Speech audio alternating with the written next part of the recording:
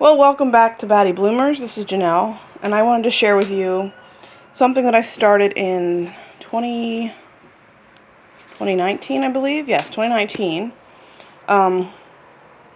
with my fruits, and I'm starting to try to remember to do my vegetables as well.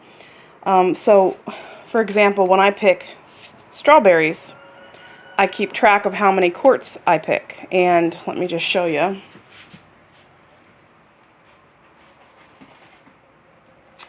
This is a quart berry box that I use. So if I fill it heaping, I call that a full quart. If it's down a little bit, I'll call it a scant quart, just so that I know what I got. So I started recording this in 2019. When I picked them, the date I picked them, and how many quarts I got.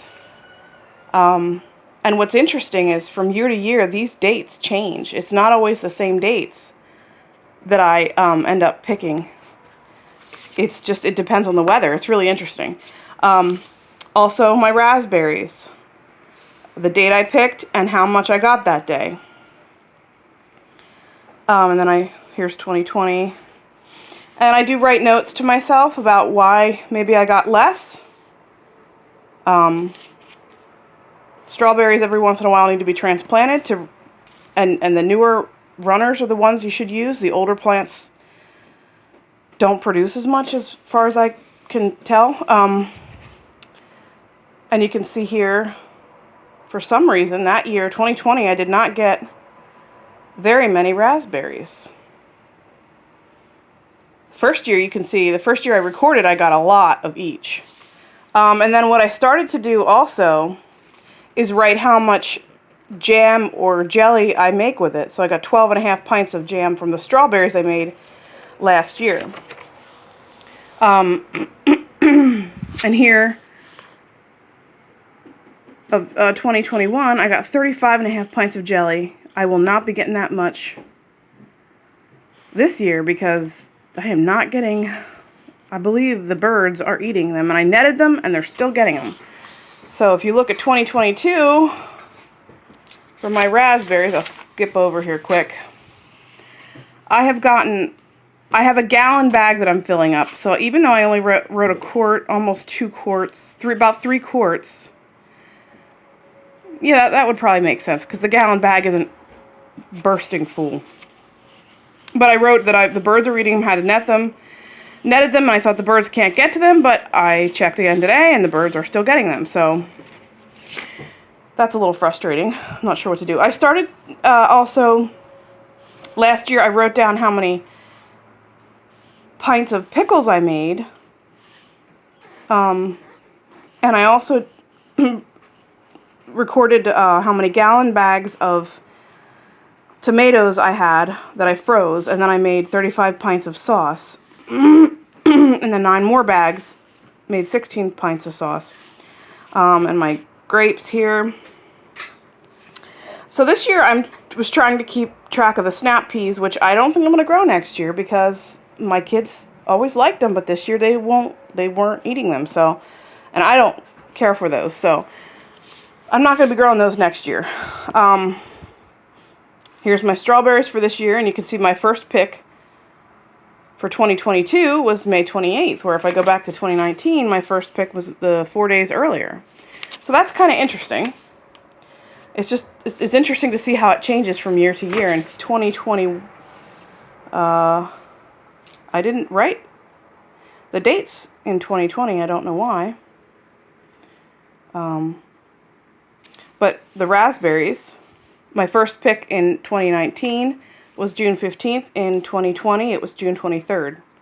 That's weird. And then 21, June 15th again.